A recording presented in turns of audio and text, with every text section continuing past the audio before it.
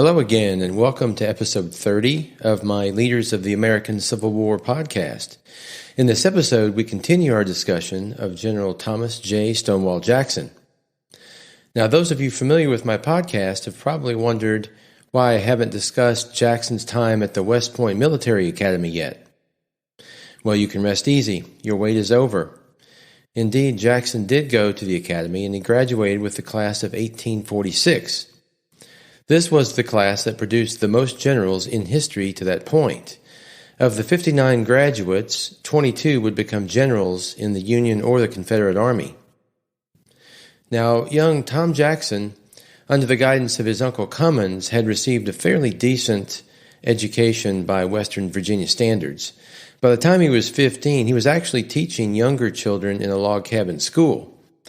Jackson applied to his local congressman for an appointment to WestPoint, but was beaten out after a mathematics test by another young man in the county named Gibson Butcher.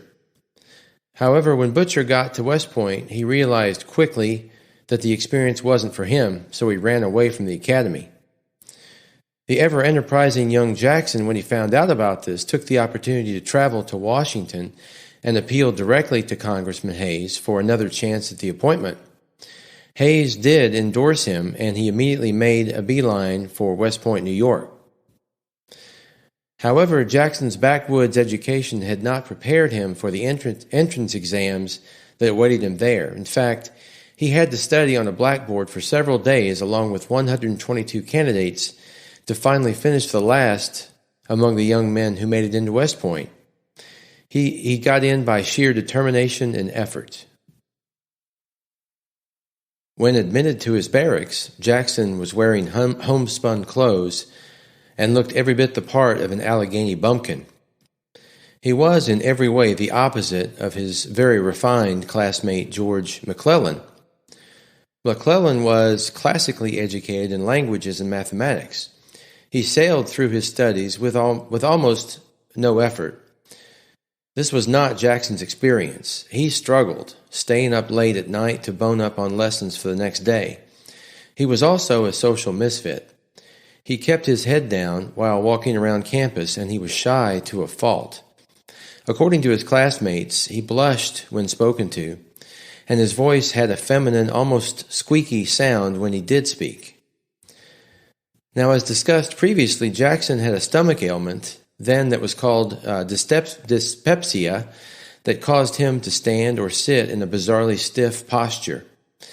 He was afraid that if he didn't sit perfectly upright, it would compress his organs and make his condition worse. Perhaps this is foreshadowing of the future health obsessions and hypochondria that he would be subject to. As time went on, though, and against all expectations, Jackson began to rise in the rankings. Once he had caught up with the rest of the cadets following his first year, he actually began to excel at math. He rose from the bottom to the rank of 21 by the end of his second year. His roommate was George Stoneman that year, who would go on to win fame as a Union cavalry commander under George Thomas. So by the time he graduated, Jackson ranked 17 in the class of 59. One cadet compared his amazing rise to that of a meteor. George McClellan finished second. McClellan's early roommate was A.P. Hill, who would go on to become one of Jackson's most important subordinate commanders during the war. And as a side note, A.P. Hill did not finish with Jackson's class. He contracted gonorrhea on a visit to New York and was forced to sit out for a year. Among others who graduated with Jackson included George Pickett, Jesse Reno, Samuel Sturgis, Cadmus Wilcox, Darius Couch, John Adams, and Burkitt Fry.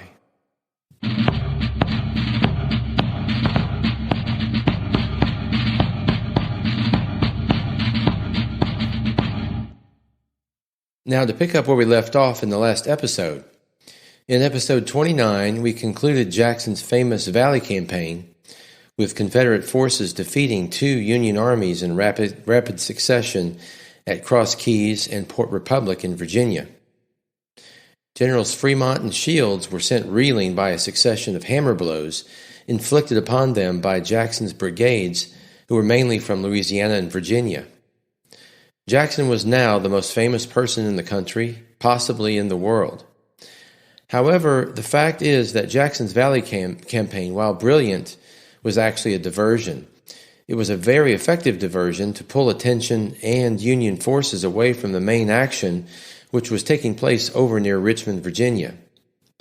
Joseph E. Johnston had ordered Jackson to do everything possible to draw Union forces away from Richmond and to present himself as a potential threat to the U.S. Capitol by way of the Shenandoah Valley.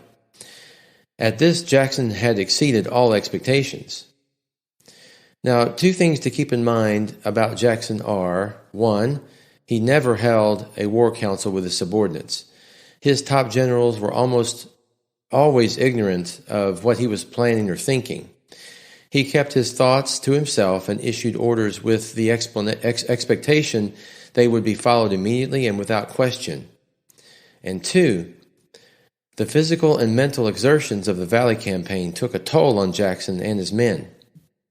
Their incredible feats of endurance and heroism in the spring of 1862 would come at a cost, which we will discuss in further detail in this podcast. Now, it is well known, it is a fact, that Jackson's accomplishments had come against extremely poor Union generalship. Banks, Shields, and Fremont were not the same stock as the generals that the Union were fielding in the Western theater. Men such as Grant, Thomas, Sherman, Sheridan, and McPherson were learning their craft elsewhere, and Jackson was lucky not to have faced them in the Valley.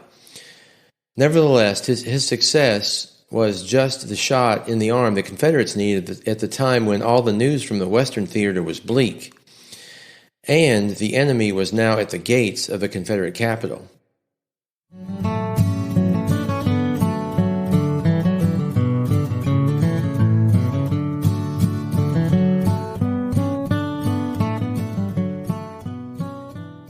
Now it's time to discuss the main event in the East. Union General George McClellan was approaching Richmond's doorstep with his massive Union Army of the Potomac. And as of June 1st, Robert E. Lee was now the new commander of the Confederate Army of Northern Virginia. This is because on that same day, General Joseph E. Johnston had been wounded at the Battle of Seven Pines. Lee's appointment was probably the most important decision made by Jefferson Davis during the Civil War. And as we discussed previously, Jackson's relationship with Lee was very strong already. Now, Lee immediately ordered Jackson to leave the valley and join his army at Richmond to help defend the capital. So Jackson set his men in motion in mid-June to cross the Blue Ridge Mountains on foot and by train, hopscotching their way east with a wide and effective cavalry screen provided by Jeb Stuart. On June 23rd, Jackson himself was summoned to Richmond in order to meet with Lee and his lieutenants to discuss their plan. Upon his arrival, he was met by his brother-in-law, D.H. Hill. Also, he was met by James Longstreet and A.P. Hill, among others. He was an object of particular interest in the capital, and at this point was much more famous than Lee was, but of course this would change. Lee shared his plan, which came as a result of some spectacular work on the part of Jeb Stuart's cavalry when they rode around McClellan's entire army between June 12th and June 15th. As we discussed in the Longstreet episodes, Lee's plan was for Jackson to exit the mountains to the west and stage a surprise flank attack on the Union forces north of the Chickahominy River, whose commander at the time was Fitz-John Porter. This attack would threaten the Union supply line from the north and cause the Federals to fall back, allowing Lee to attack the Union right, which would then force them to abandon their attack on Richmond. This was the plan, at least. And this was scheduled to happen or to begin on June 25th. So in the next 24 hours, Jackson had to ride back to his camp and then march his army more than 30 miles through swamps, brush, and tangles to get ready for this fight. This would not come off as planned. Lee's plan, as most of his early plans were, was very complex and was high risk. It depended on Jackson's army getting behind Porter's Union Corps north of the Chickahominy at just the right time. However, as we discussed in previous episodes, this did not happen. Their march was a disaster, one of many disasters that would befall Jackson's army during a week of battles that came to be known as the 7 Days.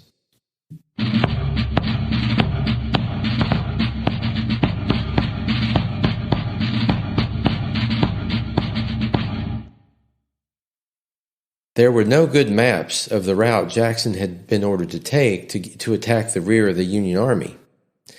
And Jed Hotchkiss was away from Jackson's army taking care of other business.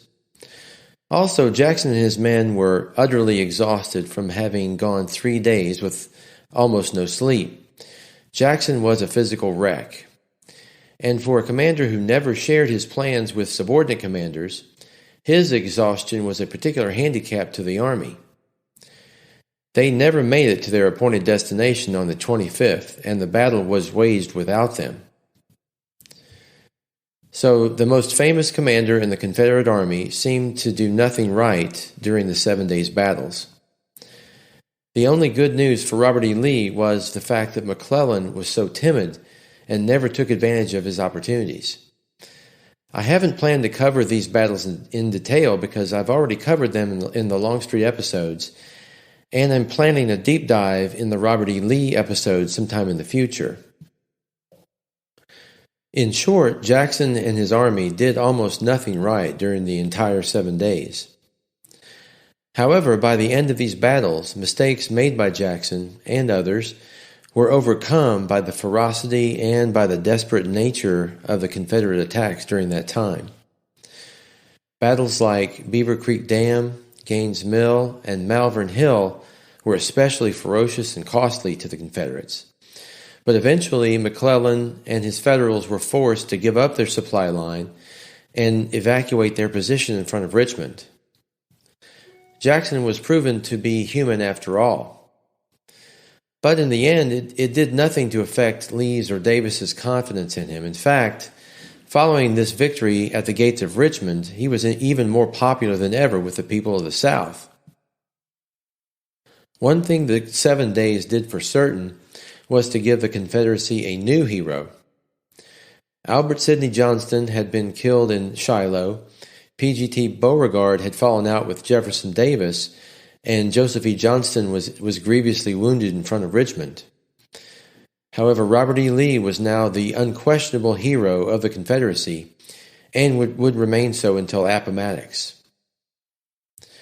The Confederate victory extended the war by at least a year, if not more, but crucially, it was only after this Union loss that President Lincoln penned the first draft of the Emancipation Proclamation, freeing the enslaved people of the Confederacy. This would not have happened if McClellan had taken Richmond and if the war had ended abruptly in the summer of 1862.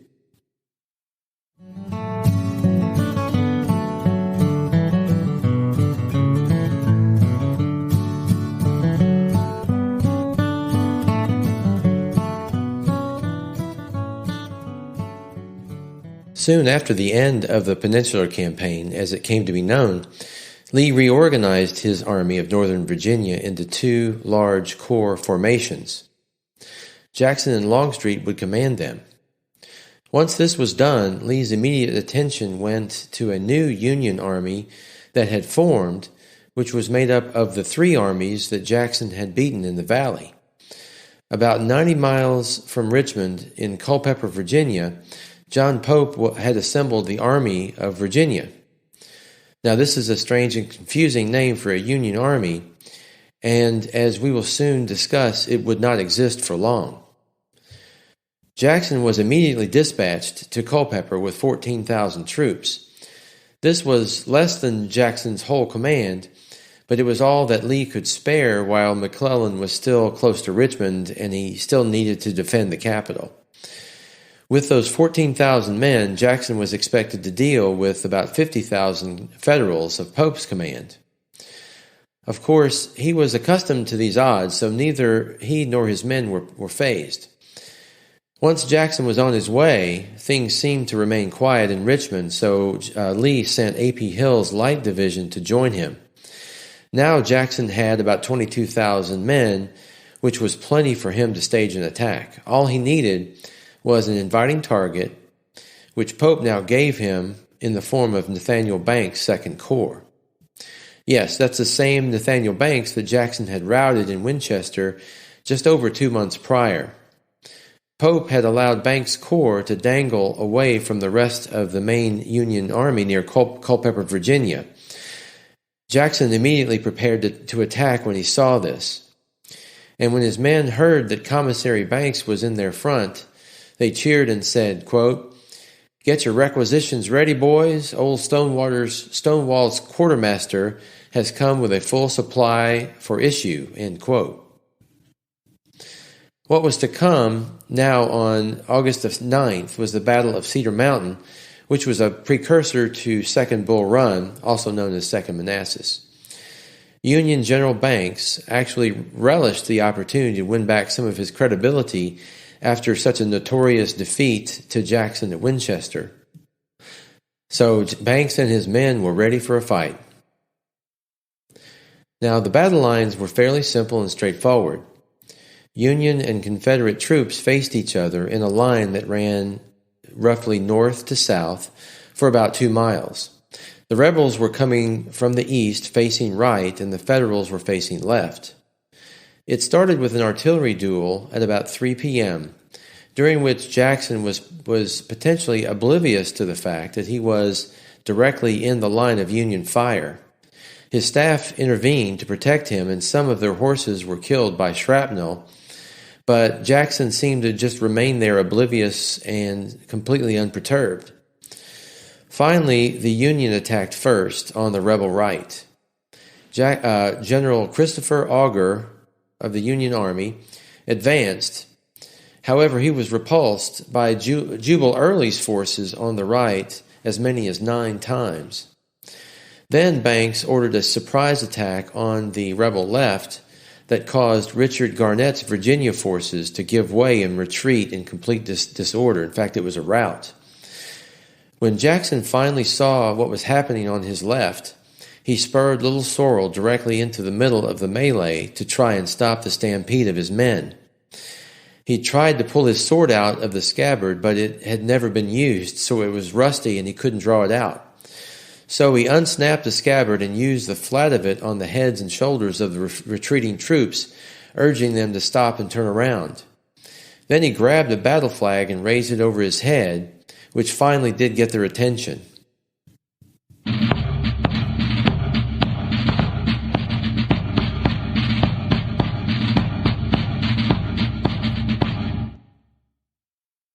The effect on his men was immediate and electric. They rallied and turned the tide in that sector of the battlefield. This was, of course, very dangerous behavior for a corps commander and would eventually lead to his demise. But for now, he could do no wrong in the eyes of his men. Even the Union soldiers who witnessed this were impressed. Jed Hotchkiss witnessed some Yankee prisoners actually cheering Jackson as he rode past them coming back after the fight. Even before Jackson's heroics on the left, however, the tide was turning on the Confederate right. The young cadet, James A. Walker, who had challenged Jackson at VMI and was expelled, he was now a colonel in Jackson's army. He led the 13th Virginia Regiment that helped repel the Union attacks on the right. Then A.P. Hill's men appeared on the battlefield, 8,000 of them, and they led a full-on attack on the Federals from the rebel left. Then Ewell's men launched a full assault on the right. The effect was overwhelming. The Union troops began a full retreat. The Virginia cavalry took off in hot pursuit and nearly captured Banks and Pope in their headquarters a mile to the rear of the Union position. Finally, however, as darkness fell, Jackson had to call off the pursuit when Federal reinforcements arrived to stem the tide of retreat. Jackson had once again found a way to isolate a portion of an enemy force and create numerical superiority. And once again, Jackson had routed the enemy and bagged hundreds of Union prisoners. He was more famous than ever. One day after the victory, a Union prisoner was being held near Jackson's tent and was caught plucking hairs from Little Sorrel's tail. Jackson asked him, "My friend, why are you tearing hair out of my horse's tail?" The prisoner, removing his hat, replied, "Ah, General, each one of these hairs is worth $1 in New York." Did you enjoy my episode? If so, please take a moment to rate, review, and share my podcast with others. Meanwhile, join me next time for episode 31, where we will discuss Second Bull Run.